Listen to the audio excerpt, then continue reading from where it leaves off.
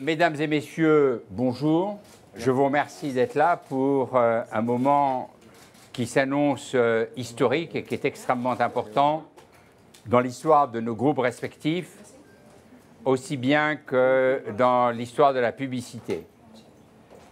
Je voudrais d'abord vous présenter mon ami John Wren, qui est le CEO de Omnicom Group. I think I will switch to English if you don't have that. That's fine, okay. Because I need to say a few words. So I'm introducing to you. Vous comprenez le français quand il est dit en anglais? Vous le comprenez bien? Quand l'anglais est dit par un français, c'est difficile de ne pas le comprendre. Okay, as it looks like you have not the translation, I will say a few words in English. I would like to introduce John Wren. John Wren has a tremendous track record of success in leading Omnicom and making it, in my views, the very best holding company in our field. Incredible strength, incredible values, and a company who, by the way, have also a strong history with France.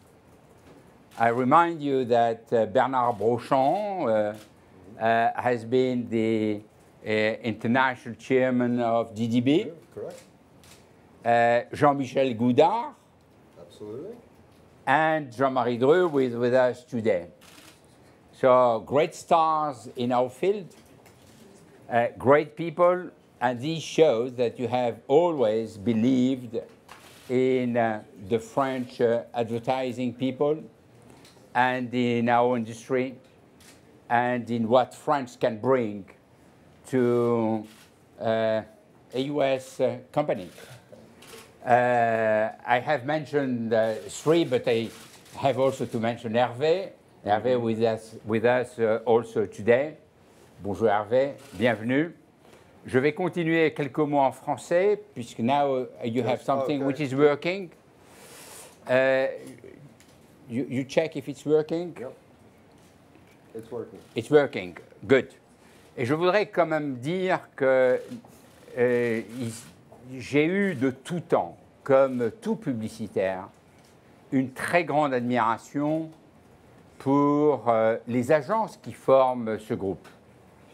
Je me rappelle l'époque des années 70, quand DDB a commencé en France et qu'on a découvert toutes ces grandes qualités, toutes ces grandes campagnes qui étaient inspirées de l'esprit de Bill Bernbach.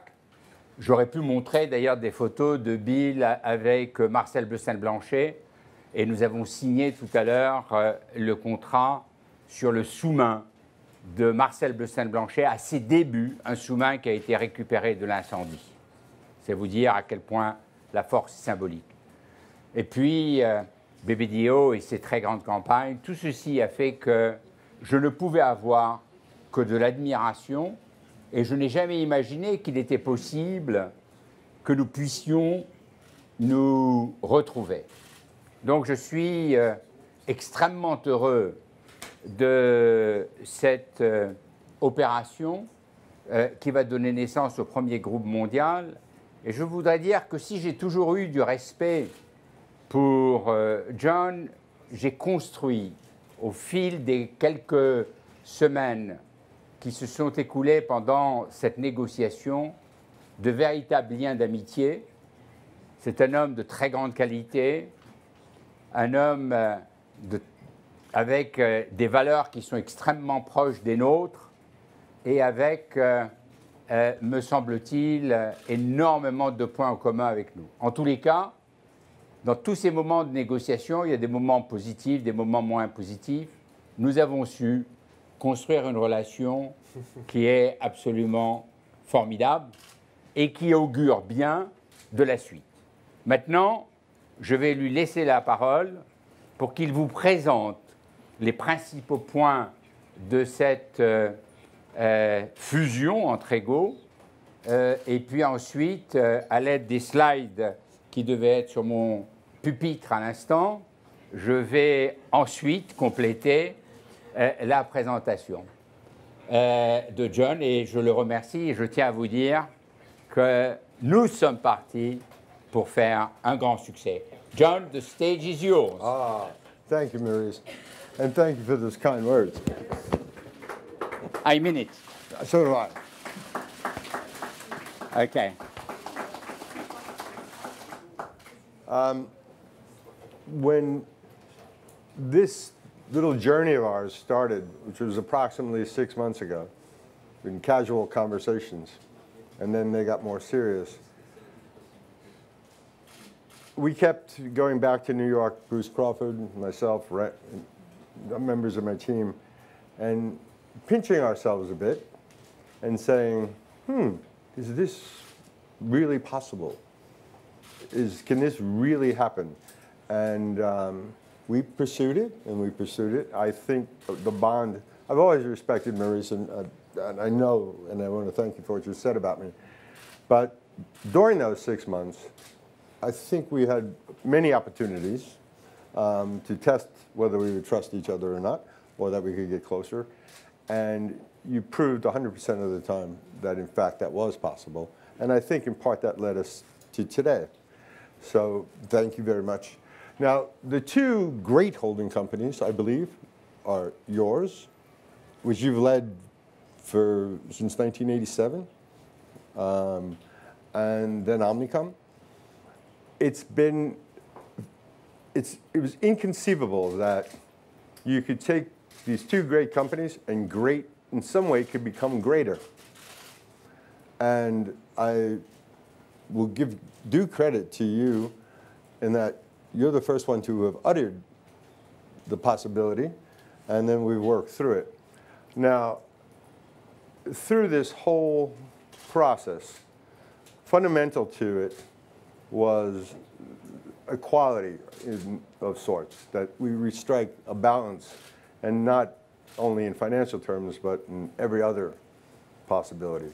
Recognizing that we're both representatives of many different interests, and probably very top of that list are the people who we employ, the great talents that we have. How awesome the thought is that we can take both of these groups, put them together, create new job opportunities, new paths for the people who are in our employ, was just incredibly appealing. From a client's perspective, or potential client's perspective, I think that we'll be able to do things better, faster, stay closer to what's relevant in this, as you all know, very changing environment, and do it in a way that I don't believe we can be challenged as we might have been in a traditional sense. So this merger really represents a deep respect at every level, from our employees, from our owners, from our boards, and a recognition of the equality of both. And that's what we've strived to do throughout this whole entire process, and I believe we've accomplished it. Now it'll be down to Maurice and I to complete it, but we will.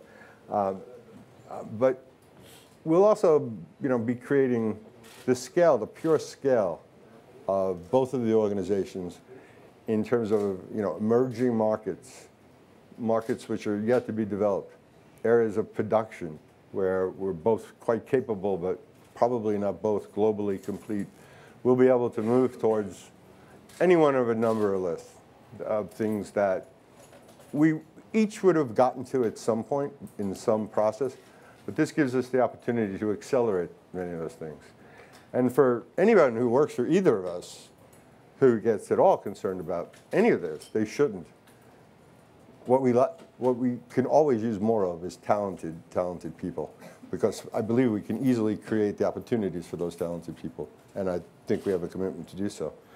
So from every one of our stakeholders, as I would call them, our people, our clients, even our vendors in many ways, certainly our shareholders.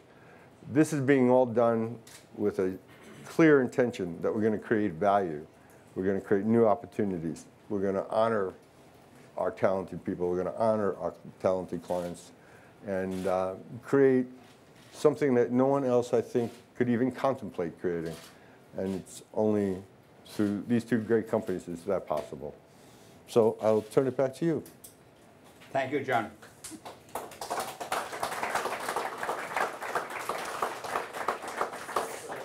I will pretty quickly give you some facts so you have some clear information on what we are doing. It's a merger of equals.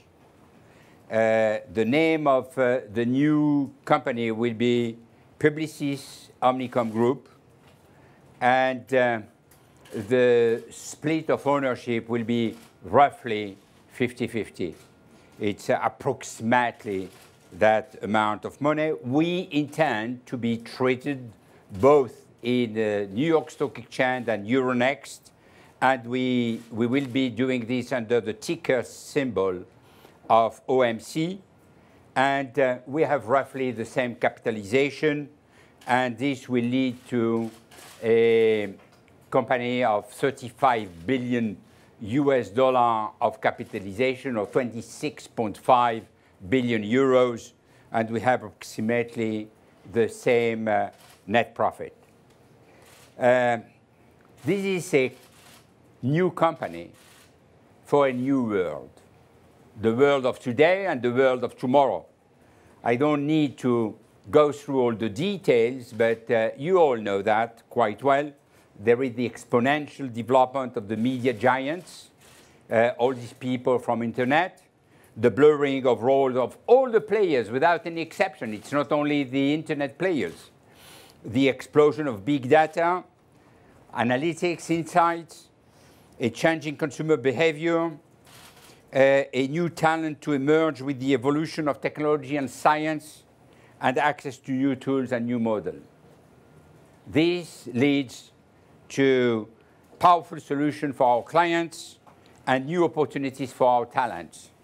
And above all, a new standard for our industry. And our ambition together is to create that new standard. John has insisted on what is important for our people. I'm not going through that, but just one word on why this will accelerate value creation. There is, as always, when there is a merger, there is two columns. One which is about enhancing growth, and one which is about optimizing synergies. On enhancing growth, we will have a full range of service offerings, something which is quite unique, which will be not quite unique, which will be unique to our industry. Enhanced global footprint. John has insisted on the aspect which is about fast-growing markets, and our position will be strengthened. Talent attraction, talent retention, acceleration in digital innovation, and strong cross-selling opportunities, and also for our clients. When we look at the optimization of synergies, there will be a few areas where the combining size will help greatly. The shared services, the production platform, John has touched upon, optimization by country, and obviously building on what we already quite well, both of us, which is the work that we are doing with cost optimization. We have already, each of us, a story with partnering with new media giants. Name it, Google, Facebook, Amazon, AOL, whatever is the platform, we will be in a position to better partner with them and to bring values to our clients. Maybe one or two last things that I would like to insist on, maybe three. The first one is that when you look at the portfolio of operation and you look at the portfolio of agencies, you can just be what we say in French, bouche bée. For the French, they know what bouche bée is, and for the one who are not French, the translator will give it the bouche bée. Stunned. Exactly. Redites-le.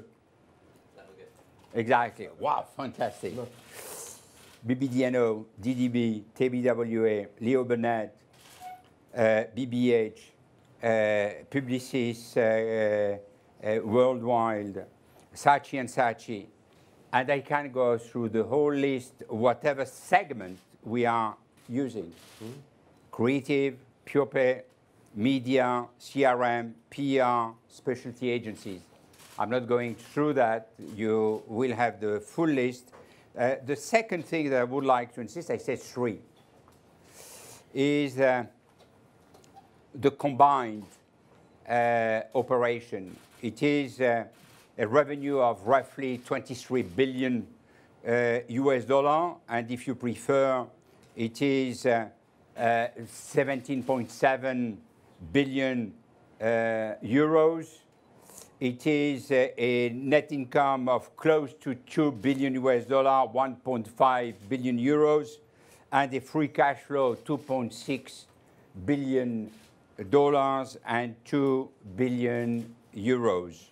All this is combined as of the balance sheet and the P&L of December 2012. And obviously, we don't have made the pro forma. This is just a pure combination and addition. The last thing that I would like to insist on before one more word of conclusion. It is a merger of equals, as it has been said. It is expected to be tax-free to Omnicom and Publicis shareholders.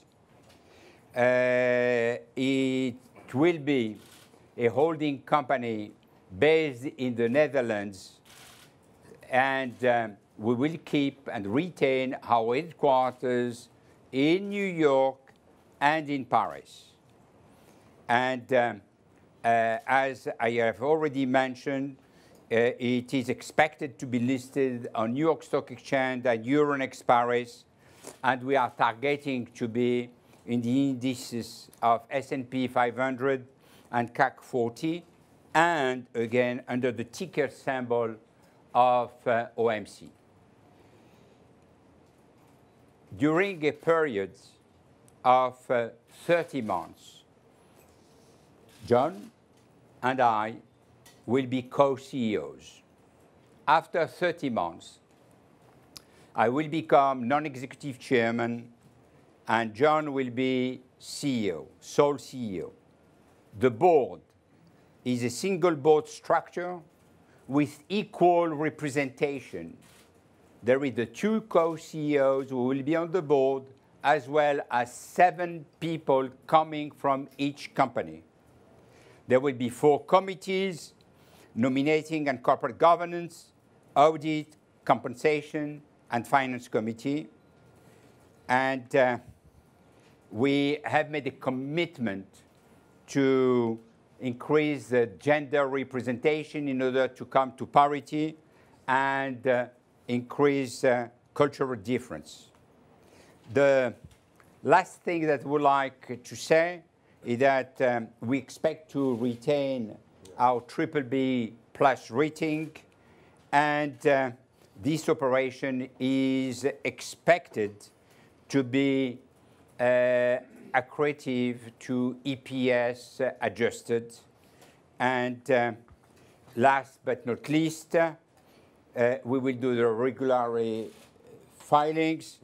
We will go to AFM, AMF, the SEC for the prospectus filing, and we will have the Publicis and Omnicom shareholder meetings, and it's only after that we will be able to close, which we hope to do in the end of this year or the beginning of next. En français, quelques mots. Je vais vous dire pourquoi je pense que cette opération sera une très grande réussite. D'abord, il faut bien voir que nous apportons aux clients, quelle que soit l'évolution du marché, quelles que soient les évolutions des technologies, les meilleures solutions qui soient et les solutions intégrées. Nous apportons aux collaborateurs la possibilité d'avoir accès à toutes sortes d'opportunités et bien sûr, y compris celle d'être mieux formés, d'avoir accès à des expériences croisées et d'avoir la possibilité de se développer à l'intérieur de l'entreprise. Et puis, nous partageons énormément de choses en commun, il faut bien le savoir. Nous avons une culture client qui est extrêmement importante et bien partagée par les deux. Nous pensons d'abord à nos clients, à nos collaborateurs pour lesquels nous avons le plus grand respect, l'un comme l'autre, et nous sommes effectivement des entreprises avec un très profond respect pour les hommes et les femmes qui font cette entreprise, nos entreprises respectives. Et puis, pour ce management, je vais vous dire une chose. Je sais que certains esprits chagrins peuvent se dire « mais une fusion entre égaux, est-ce que ça s'écrit AUX, OS? Et est-ce que c'est donc quelque chose qui va fonctionner ou pas ?»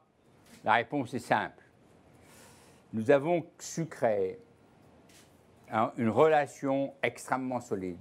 Une négociation de cette importance ne se fait pas en 5 minutes et ne se fait pas facilement et ne se fait pas sans difficulté. Elle se fait au travers d'un certain nombre d'étapes et de négociations assez difficiles. Et nous les avons toutes surmontées. Et nous les avons surmontées parce que, et vous seriez étonnés, à chaque fois que nous nous sommes parlé, nous étions d'accord en 30 secondes. Donc, nous savons que nous nous entendons bien. Nous avons de l'expérience l'un et l'autre. Nous avons atteint notre bâton de maréchal l'un et l'autre et nous mettons toute notre fierté à réussir cette opération. Et nous allons la réussir, n'est-ce pas, John? Oui, on dit. Oui. Oui. Voilà. Maintenant, la parole est à vous et allez-y pour vos questions.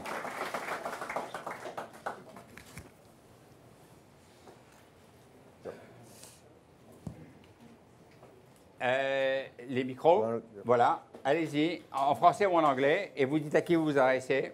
Je vais essayer en anglais. En anglais, essayez en anglais. Thomas Anke, Thomas Anke from Handelsblatt from Germany. Right. Do you have a word for your clients who might be perhaps a little bit worried that for the next 30 months or so you will be more busy trying to make the merger work than continuing to work hard for your clients? Well, we'll continue to work hard for the clients. It would be a bit presumptuous to think that I wasn't supported by 70,000 unbelievably productive people. And we'll each individually and together make whatever effort we have to make sure that our clients are happy. In part, that's why we're doing this. We're going to be able to deliver more resource to them than either of us could individually service.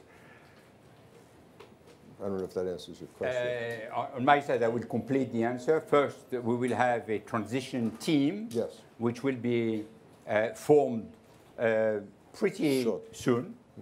They will have to work. We don't expect to work. They will have to work and to build a plan.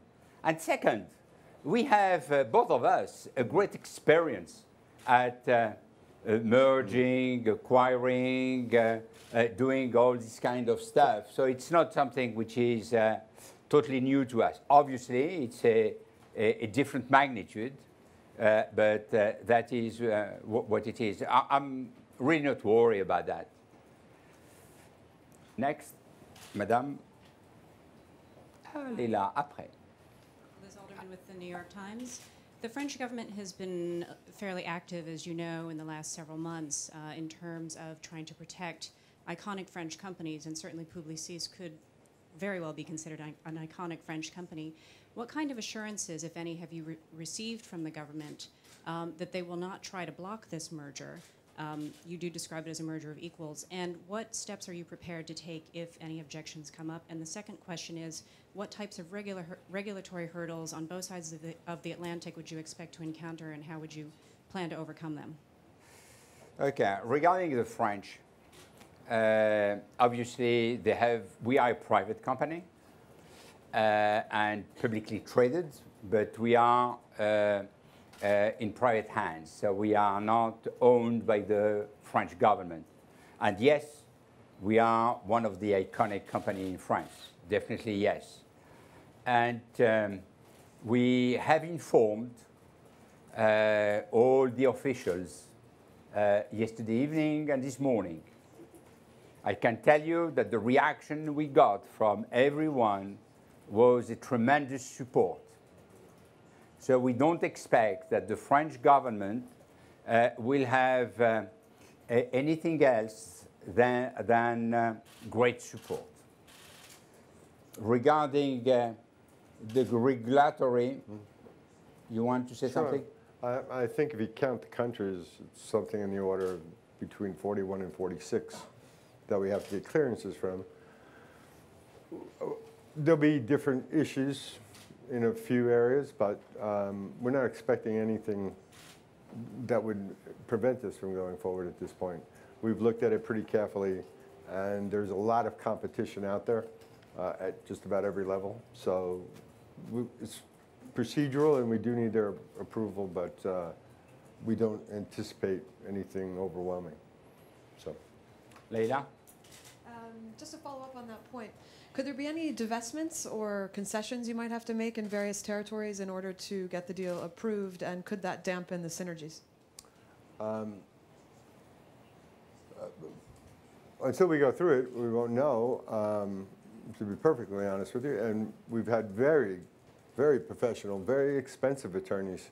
Very expensive. I can agree on that. Advising us on what we may or may not expect. So nobody has raised a red flag based upon their knowledge of our two groups. We have to go through the process, obviously. Even in the U.S., where the ad buying, even in the U.S., where the ad purchasing share is quite large, it's like 40% or so. No, I think that's a fantasy number. I mean, I wish it were, and we'll endeavor to make it that maybe someday. But Google, just look at where 5 years ago, Google, Facebook, Twitter didn't even exist. Tell me whether they're a media or a service, I don't know. I mean, so we have many new competitors today than we would have 5 years ago when somebody was evaluating or just picking up RECMA numbers, if that's what you're referring to. So, now, we don't believe that, obviously some would try to show that there are some issues, but when you look carefully about what we do, where we do it, and what is the size, the real size of our business, we don't believe that there is anywhere a situation which could trigger a complicated situation. So we are quite confident that we will get the approval. And we are sure that based on what we have, that normally this should be done swiftly and without major issues. Allez-y.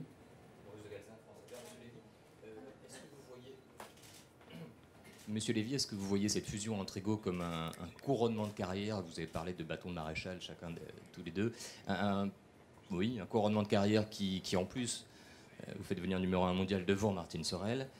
Et deuxième question sur l'emploi. Est-ce que vous tablez sur des créations d'emplois ou pourrait-il y avoir des destructions d'emplois à cause des doublons? Je vais répondre assez directement aux questions. Premièrement, que nous ayons pu être la bête noire de Martine Sorel, je comprends, puisqu'on a beaucoup cru à ses dépens. Mais il n'a jamais été notre bête noire. Donc nous ne sommes jamais déterminés par rapport à lui et ceci n'est pas entré en ligne de compte. Nous ne faisons pas une opération de cette importance dans ce but-là. Ça n'a pas beaucoup de sens. Et donc la deuxième question, ou la première plutôt, qui était est-ce que c'est un couronnement? Je ne sais pas. C'est effectivement une étape considérable, extrêmement importante, et je n'ai pas l'habitude de me retourner derrière pour voir ce qui a été fait depuis un certain temps. Je pense que d'abord, ça fait perdre du temps, ça donne un torticolis, et que je préfère regarder devant. Donc, pour l'instant, c'est vrai qu'à la conclusion de cette opération, nous aurons réussi quelque chose d'assez extraordinaire, qui est non seulement d'être ensemble dans ce groupe le numéro 1 mondial, mais en plus et surtout d'offrir à une communauté de 130 000 personnes des possibilités exceptionnelles de développement. En ce qui concerne maintenant la dernière question, qui est est-ce que ça va détruire des emplois? L'ambition que nous avons, c'est de nous développer, de réussir de nouvelles étapes, de créer de nouveaux investissements, d'aller vers de nouveaux outils, de nouveaux produits, et de faire en sorte que notre groupe puisse apporter des solutions extrêmement intéressantes à nos clients. Ceci va supposer d'investir, et je pense que si nous faisons bien notre travail, vous serez surpris, mais probablement que nous serons plutôt créateurs d'emplois, même si on passe par une petite phase d'ajustement, qu'autre chose. Et je crois bien que ce sera le cas. Suivant. Alors. Hello, Florence Viala for CNBC. I'm sorry, I'm going to have to make you repeat exactly what you said in English. Will there be any job cuts? And do you have a particular comment for Sir Martin Sorrell? And finally, what is going to be the strategy of the group? Do you plan to remain very strong on digital? Okay. So I will repeat some because of CNBC and in English. Good. First of all, Martin Sorrell is a competitor, a strong competitor, a very strong competitor, and he will remain a very strong competitor.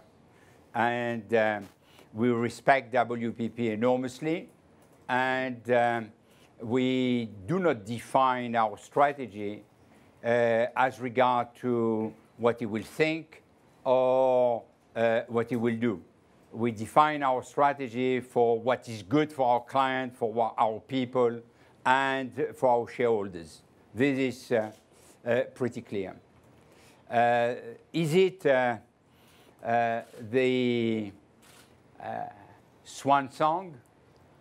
I don't know. I know that when the swan is singing, he's dying. So I prefer to do not think about this. And I believe that there is still a lot of opportunities and a lot of things to do. We are building a great company. It happens that it will be number one. But our objective is clearly to best serve our client and bringing to them what they need, where they need, everywhere, through and across all disciplines. The last thing that I wanted to say is about digital. I think that we have been abundantly clear on digital. We understand where this world is going. John made it very clear. We know that there is these new giants which are changing the world, and we will be ready for this new world, and we will continue to invest in this field and to lead that important segment. In English, I don't have anything to add to that. I mean, Yes, please but do. I will if you have a follow-up. But I'm sorry. What about the job cuts? There's no planned job cuts through this. We're viewing it as these integration committees come together, and we discover things, strengths that we may have versus strengths that Publicis may have. We'll be creating new businesses that we can be much stronger at on a global basis. So, I mean, this wasn't done so we could go in and cut jobs. I mean, that we wouldn't have done it. if that's what the only opportunity or vision we would have seen through this. This doesn't make sense. It would have been, that would have been no way for either he nor I to end our careers. But the strength of the two groups and the various skills and the complementary nature of the skills within the groups really do create opportunities which were never there before, where we can take competencies that we have in some markets and leverage them through cross-selling.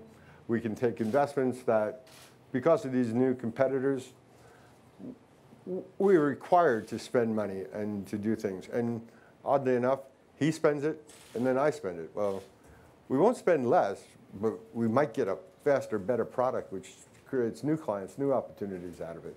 So I think I know Maurice, my team, are all looking at this as a tremendous opportunity. It's going to be delicate in its execution, but the sooner we get onto it, the better off we're going to be. Suivant. Bonjour, Fabienne Schmitt, Les Échos.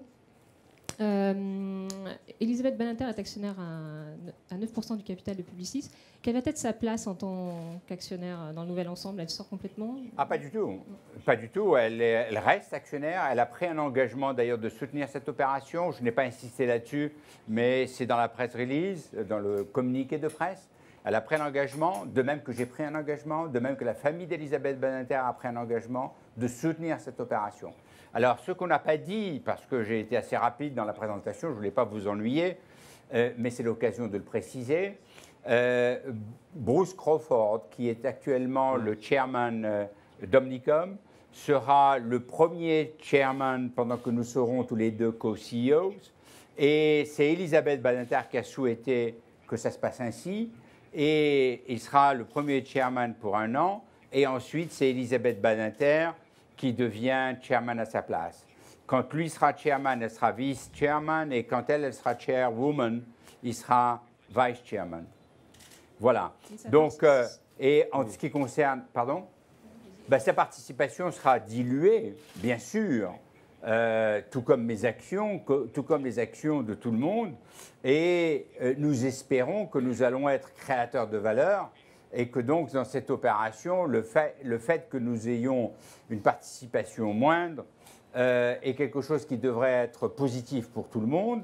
D'une part, parce qu'on se retrouve avec quand même une société qui va faire plus de 27 milliards d'euros de capitalisation boursière. Nous savons que nous allons créer de la valeur. Nous savons qu'il y a pas mal de synergies et pas mal d'opportunités. Donc, tout ceci devrait aboutir à ce que, in fine, les choses se passent remarquablement bien pour tous les actionnaires sans exception. Alors vous dites une participation moindre, vous pouvez la chiffrer? Ben, écoutez, c'est une participation entre égaux, donc c'est pas très compliqué. Comme on est entre égaux, ça veut dire qu'on aura la moitié. Celui qui a 2% aura 1%, à peu près, à peu de choses près. La participation exacte, on ne la connaît pas avec précision, mais c'est de cet ordre-là. Et c'est ce que nous avons arrêté. J'avais une autre question sur le... Vous dites au bout de 30 mois, donc M. Vren assurera seul la direction du groupe. Oui. On ne pouvait pas imaginer qu'il y ait à nouveau une co-direction franco-américaine. Ça signifie quoi pour l'avenir? Est-ce que ça veut dire qu'Omnicom va avaler Publicis à terme Écoutez, je crois que l'intérêt de tout le monde, c'est que cette société soit une seule société, avec une seule culture, avec un management clair. Et je crois qu'il sera de l'intérêt de tous ceux qui participeront à cette opération de faire une équipe soudée et qu'il n'y ait pas de tentation ni d'un côté ni de l'autre, soit de jouer à des jeux généralement idiots, je ne vais pas les qualifier, mais vous savez ce que je veux dire en français, soit de perturber le fonctionnement ou de vouloir être plus américain ou plus français. Aucun sens. Aucun sens. On a la chance d'avoir 2 sociétés formidables qui fusionnent en partant de positions de force. C'est leur meilleure année, c'est notre meilleure année. Nous n'avons pas connu de difficultés. Ils sont dans une position de très grande force. Nous sommes dans une position de très grande force. Et je pense que c'est quelque chose d'exemplaire. Et jusqu'à présent, nous avons su prouver, et l'un et l'autre, que nous savions intégrer. J'ai évoqué tout à l'heure le fait que quelques-uns des grandes stars et des grands dirigeants d'Omnicom étaient des Français. J'ai cité Jean-Marie Dru, qui est ici présent, j'ai cité Bernard Brochant, j'ai cité Jean-Michel Goudard, Hervé Brossard. Donc, ce sont des gens qui savent respecter les cultures et qui savent que leur intérêt est dans l'embrassement de toutes les cultures et qu'il n'y ait surtout pas de petits jeux d'idiots pour essayer de voir qui prend un peu plus le pouvoir que l'autre. Ce n'est pas le sujet. On est parti pour faire un truc formidable et on va le faire. Alors, juste une dernière question. Right. Est-ce que, juste pour l'anecdote, vous aviez un nom de code pour qualifier cette opération? Vous pouvez nous le donner? Oui, il s'appelait Color. Color. Lui était Orange et moi j'étais Purple. Alors. And we did wind up Dutch.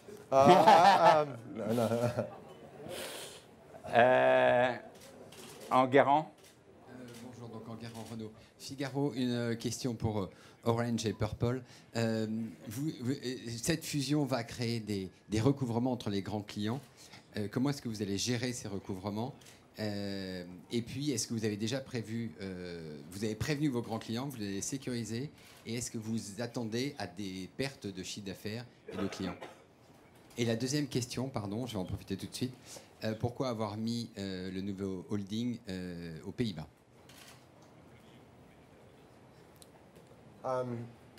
If I can answer in English, because I don't Yes, speak you have so, to. You I have no to. choice. No, No. you have the choice.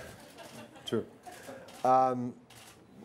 First of all, we looked at this again, starting from the positive, and it was pretty fascinating when we looked at our own revenue and clients we share in some way already exceeded over $6.5 billion from the Omnicom side for 2012. Inevitably, in an arrangement like this, there'll be the odd difficulty that we'll have to make a commercial decision about at some point, but it's not overwhelming given the size and the magnitude of this transaction. Most clients have long since we've handled, I think the industry's handled the question of conflicts extraordinarily well. So do I expect to have difficulties? Yes. Do I expect to have resolutions? Absolutely. Do I expect it to materially alter in any way what we've already agreed? Absolutely not. So, I mean, that's on that point. And now I've forgotten your second point. No, I will answer the second. Pourquoi est-ce que nous avons choisi les Pays-Bas? Non. Ce serait bien que vous attendiez la réponse, hein, mais si vous voulez ajouter, très bien, moi je suis d'accord. Mais c'est très simple. C'est très simple, je vais vous le dire. Une fusion aux États-Unis aurait donné le sentiment que Publicis se faisait avaler par Omnicom. Une fusion en France aurait donné le sentiment inverse. Et nous n'étions pas préparés, l'un ou l'autre, à donner l'impression à nos collaborateurs, parce que c'est notre première force, que l'un ou l'autre était plus égal que l'autre. Et nous voulions vraiment être égal.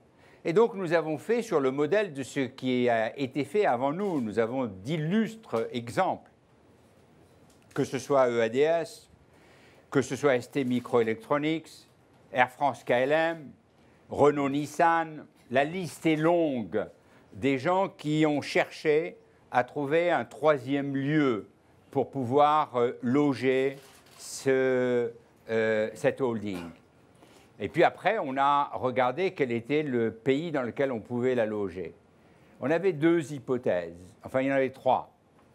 Il y en avait une qui était l'Irlande, et on s'est dit, si on se met en Irlande, ce sera très avantageux fiscalement. Mais alors là, les Enguerrand et autres vont dire, ah, ils ont fait ça pour des raisons fiscales. Après, on a dit le Luxembourg. Et on s'est dit, ah non, Enguerrand ne va pas aimer. Il va nous dire, le Luxembourg, c'est vraiment fiscal. I'm Et Irish, donc, by the way, so I have an Irish passport as well. et donc, on a dit, bon, finalement, où est-ce que vont les holdings? Où est-ce qu'elles s'y mettent? Et c'est la Hollande, et c'est là qu'elle réside. Et si vous regardez le statut fiscal en Hollande, pour les uns et pour les autres, on ne peut pas dire qu'il y ait beaucoup d'exilés fiscaux qui vont en Hollande. Et si vous regardez les raisons, vous les trouverez, c'est que ce n'est pas avantageux. Donc l'idée n'est pas d'avoir un avantage, l'idée est très simplement de trouver un endroit dans lequel nos collaborateurs des deux côtés vont dire « cool ». Ils sont allés dans une place neutre, donc il n'y en a pas un qui essaye d'avaler l'autre, et c'est beaucoup plus relax pour chacun d'entre eux. Nous passons à la question suivante. Bonjour. Oui, bonjour. Tanguy Demange, la correspondance de la publicité. Quelques questions rapides. Maurice, quel sera votre niveau de rémunération? Le même qu'aujourd'hui. Donc, c'est-à-dire uniquement... Absolument. À la performance. À la performance. Et John, what will be yours? Le même qu'aujourd'hui. I don't know what he said. It's too fast. It'll be performance-based. I've kept my base salary at the same level for over a decade. So it's that plus performance. Est-ce que vous avez prévu de maintenir un haut niveau de marge opérationnelle, notamment supérieur à 15%? On a pensé prendre un petit niveau de marge et on a trouvé que ce ne serait pas drôle.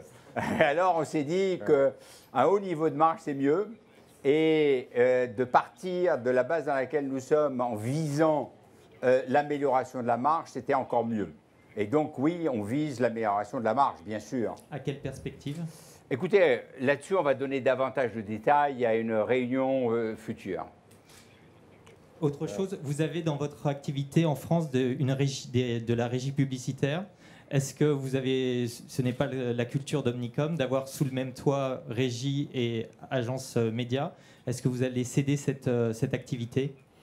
La régie publicitaire que nous avons est limitée à la France. C'est quelque chose d'historique que nous avons. On ne peut pas dire que ce soit la partie la plus profitable du groupe, comme chacun sait. Surtout que les régies publicitaires que nous avons, c'est Le Monde et Libération. Donc, alors il y a Mediavision qui se porte bien, ainsi que Métrobus. Donc on n'a absolument pas pris d'autre option que de conserver ces opérations en France aussi longtemps que ce sera sympathique et nécessaire. En 1988, vous aviez fait un échange de participation croisée avec FCB. Ça n'a pas réussi. Pourquoi ça marcherait maintenant, un échange avec une fusion avec Omnicom? Merci. Alors vous avez raison, et c'est une très bonne question. Et ça n'a pas réussi tout simplement parce qu'on n'est pas allé au bout. Et qu'on est resté chacun sur notre quant à soi. Et donc on n'est pas allé au bout du mariage. On était là, chacun avec nos flirts. On a conservé nos histoires amoureuses et on a juste échangé quelques petits fours et une participation minoritaire. Ce n'est pas comme ça que l'on montre à tout le monde qu'on est décidé à avoir une vie commune et qu'on montre à tout le monde qu'on est décidé à avoir un destin commun. Et donc ça, ce fut, je l'ai dit à l'époque, après, quand ça s'est terminé, ce fut une erreur. La vraie stratégie, la seule stratégie, c'est celle de sceller des destins ensemble et celle d'être déterminé à faire en sorte que ça marche. Et je passe la parole à la dame qui est derrière vous, qui s'agite depuis tout à l'heure, et je veux lui permettre de s'exprimer. Jackie Simmons, Bloomberg News. I just had a question to illustrate your level of confidence in getting this transaction past regulators and closing. Have you foreseen any sort of breakup scenario? Is there a breakup fee, for example? The second question I had was just in terms of the very few numbers of advisors you chose to use on such a transaction of this ampleur. Can you say a word quickly about that? And I just wanted to clarify the amount of revenue overlap that you will have as a result. I think I understood 6-point-something billion. I just want you to clarify that if you would, please. No. Please clarify if you would just the amount of revenue overlap as a result of the merger. Well, our advisors, we don't expect we have a process to go through with various regulatory approval. It's going to take a bit of time. But as I said earlier, our advisors have not raised any red flags. Eventually there'll be a fee, and it'll be a very customary fee included if somebody were to come in and do something strange. But I don't think anyone realistically can interfere with a merger of equals. So but everything's possible. That's why it's written. The reason from our side that we didn't have more advisors is because we didn't need them. At the end of the day, we were very competently handled by the advisors that we elected to bring in, and they, at the end of the day, get paid to do what they do. So, and then Maurice and I settled many of the issues. He has been my advisor, and I have been his advisor. No, so, but it's all rather normal and customary from our point of view. Yes? Oh, what I meant that in a constructive way.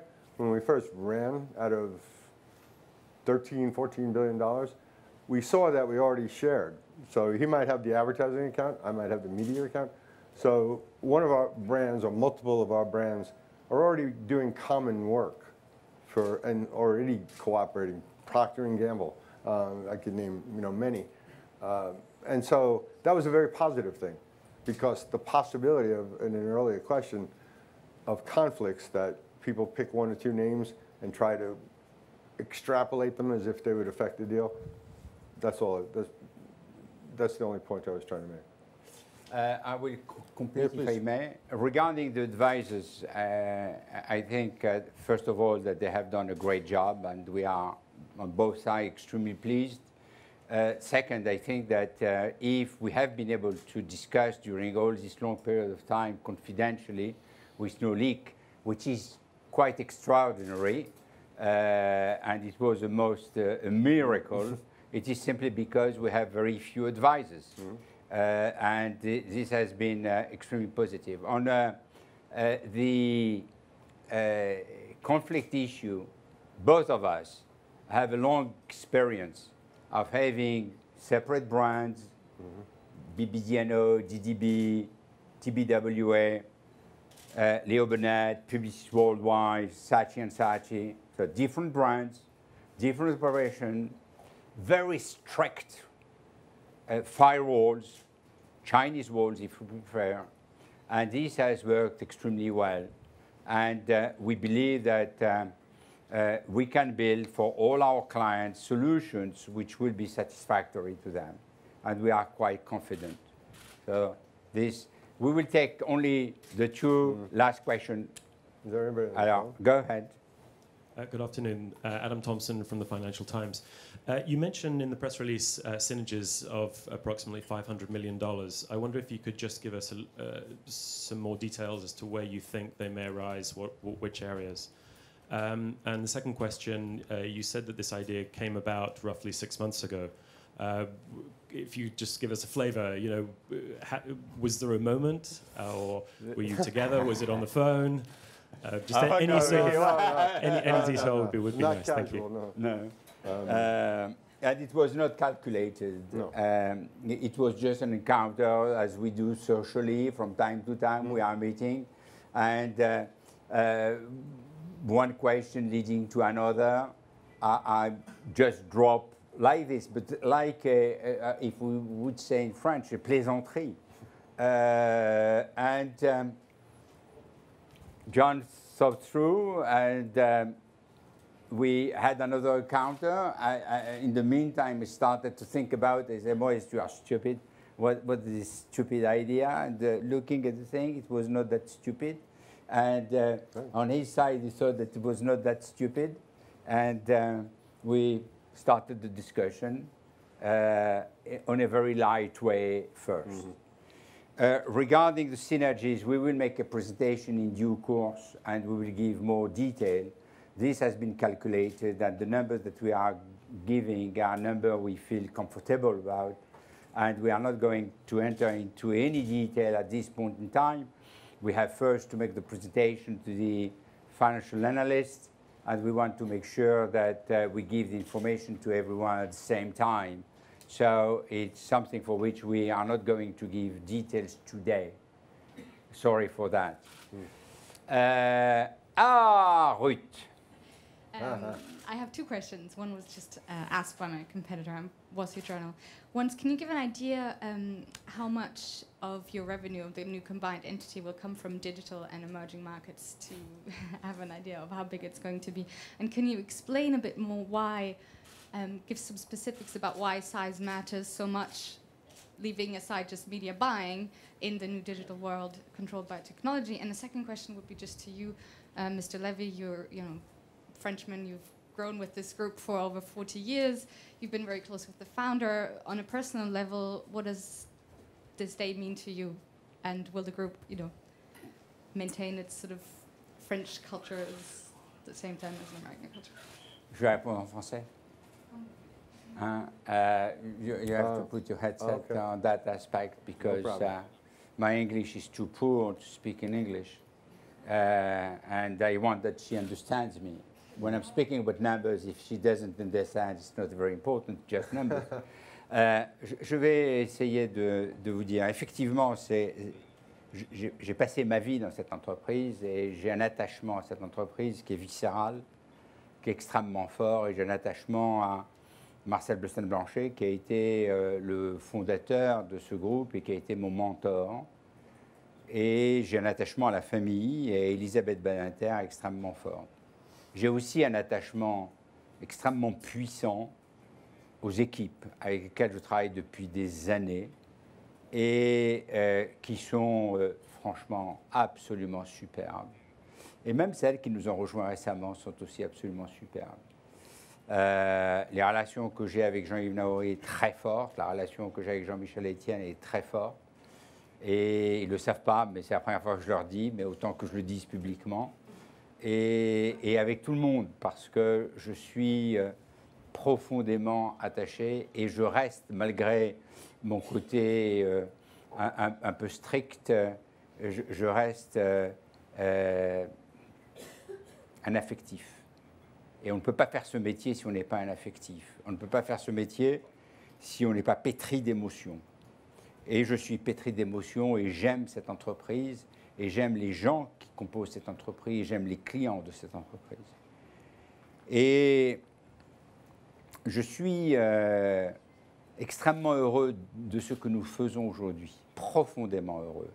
Je trouve que ce que nous sommes en train de faire est absolument magnifique pour l'héritage de Marcel Bleustein-Blanchet, pour l'héritage du nom Publicis, et il aurait pu s'appeler Omnicom Publicis ou Publicis Omnicom, ça revient strictement au même, et pour tous les gens qui composent cette entreprise. C'est une entreprise très attachante. Et donc je suis très heureux parce que j'ai trouvé en John un vrai partenaire, un véritable ami.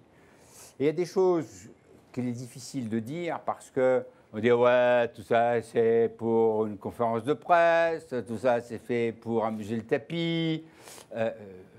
tapis, avec un S. Tout ça c'est fait pour faire bien à l'occasion d'un mariage. La réalité c'est que c'est vrai que de tout temps, j'ai eu une profonde admiration pour Omnicom. C'était mon modèle. C'était mon vrai modèle. Et les gens le savent à Publicis. Et Jean-Michel et Jean-Yves le savent très bien. On regardait Omnicom avec jalousie.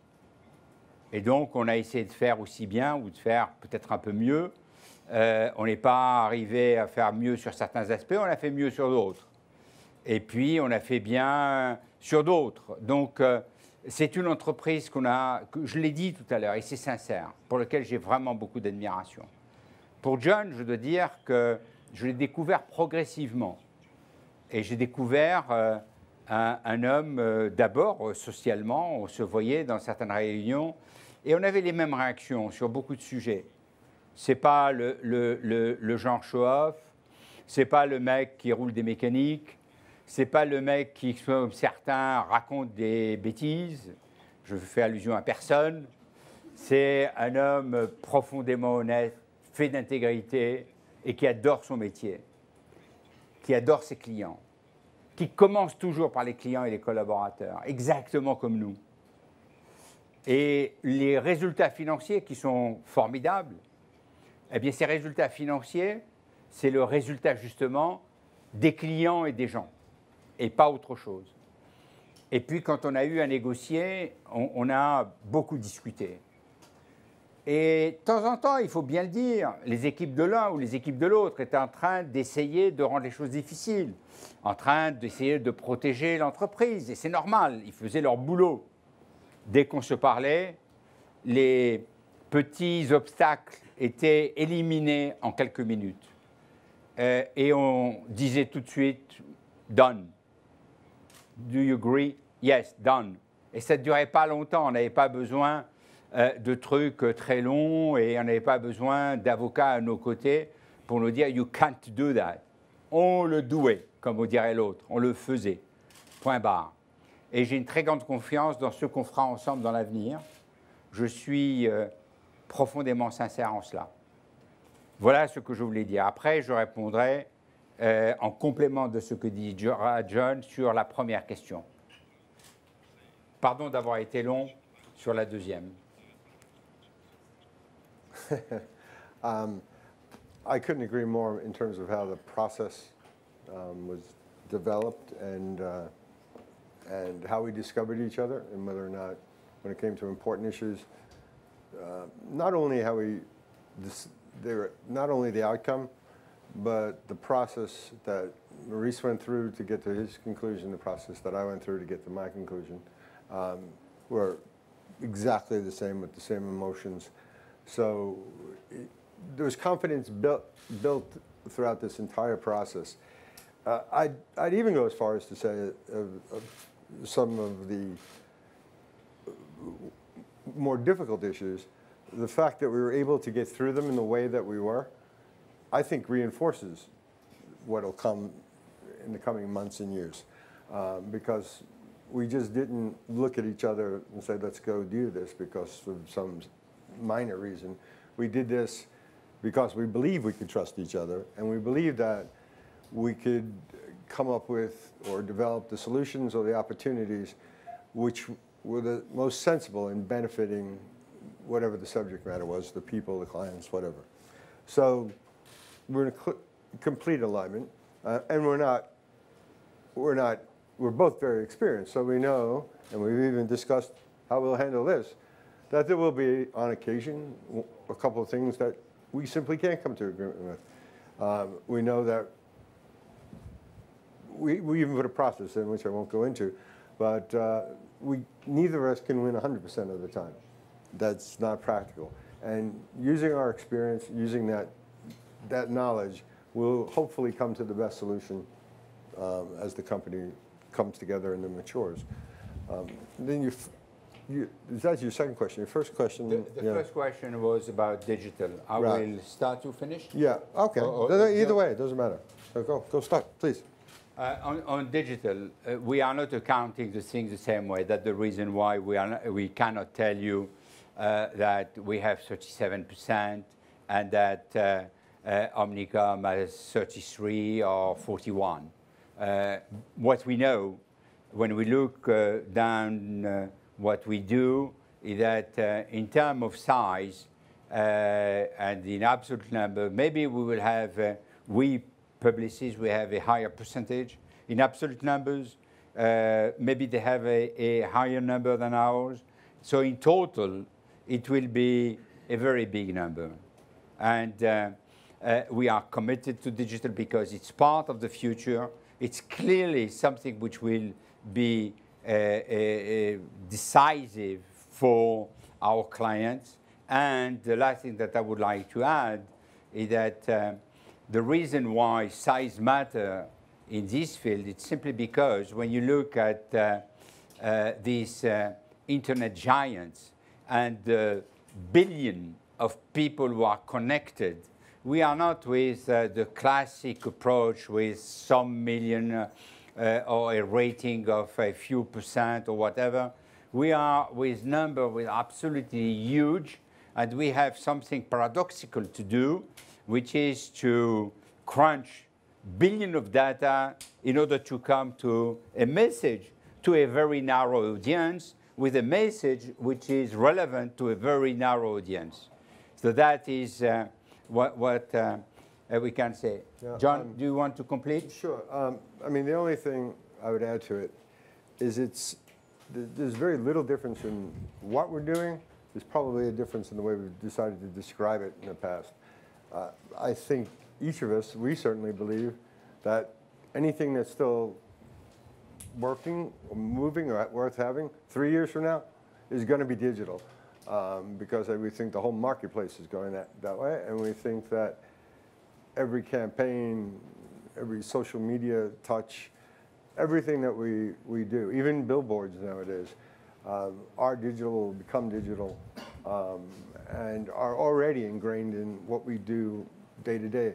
So this is very complementary because Publicis has made investments in some digital pure plays, but there'll be a convergence on both sides. As a matter of fact, not that I want to go into it, Publicis owns Razorfish. I was going to bring to Maurice this. I was one of different. It comes from this seed that was formed in 1996. I was one of the first investors in it. As a matter of fact, I have a T-shirt, one of the first ones made for Razorfish, which I forgot to bring to give to you. So it's not that we believe anything differently. It's just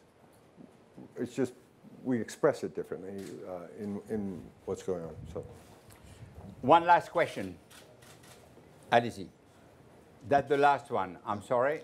Yann Philippin from the Libération newspaper. I have a question for both of you, but maybe more for Mr. Wren, about the risk of France losing influence on the new company.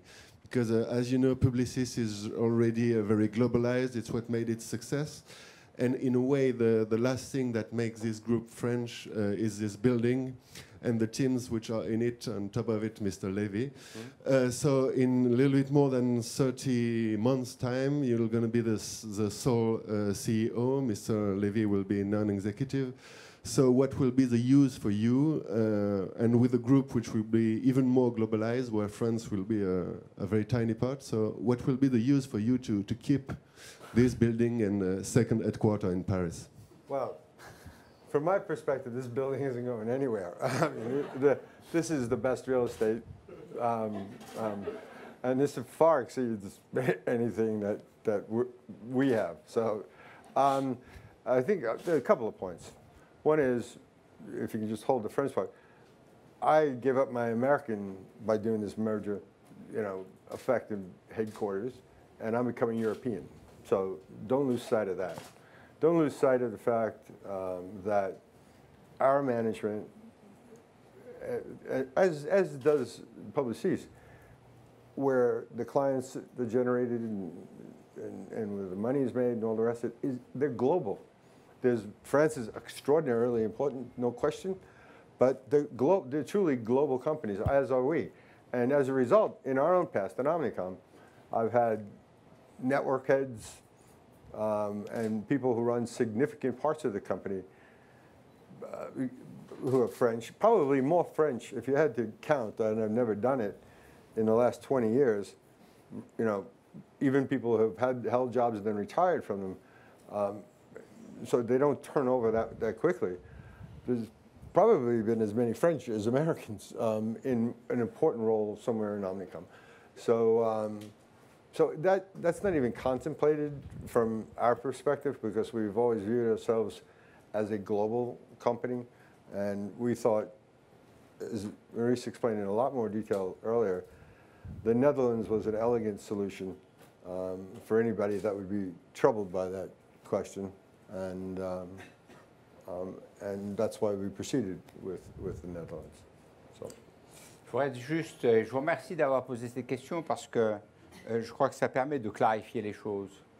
Il est clair que quand on n'est pas en prise avec la réalité des entreprises et qu'on voit des choses qui sont un peu lointaines, des entreprises qui sont globales et qu'on est un habitué des guignols, on a une certaine image de ce qu'est la Global Company. La Global Company a tout simplement des racines, et elle a des racines partout, et elle essaye surtout d'être un bon citoyen dans chacun des pays, et qu'elle essaye partout d'être en accord avec la culture de ce pays.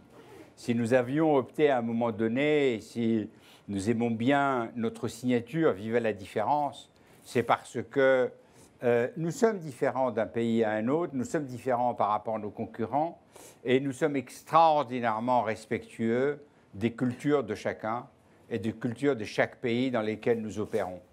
Et nous ne croyons pas à l'homogénéisation, et nous ne croyons pas du tout à une culture mondiale qui serait une espèce de mishmash, de melting pot sans âme et sans esprit. Les entreprises ont une âme, les entreprises ont une culture, elles ont un ADN et nous avons cela en commun et nous partageons énormément de valeurs. Nous n'avons pas fait ça sans tenir compte de ces éléments qui sont quand même des éléments essentiels qui forment la vie des entreprises. Les entreprises, c'est des organes biologiques vivants et nous sommes non pas des organes modifiés génétiquement, mais tout simplement des êtres humains et nous tenons compte de ce qui fait la réalité de ces entreprises. Et je suis très heureux de ce partenariat avec John et je sais qu'il veillera aux intérêts de tout, de tous, et y compris de nos racines. Voilà, mesdames et messieurs, je vous remercie.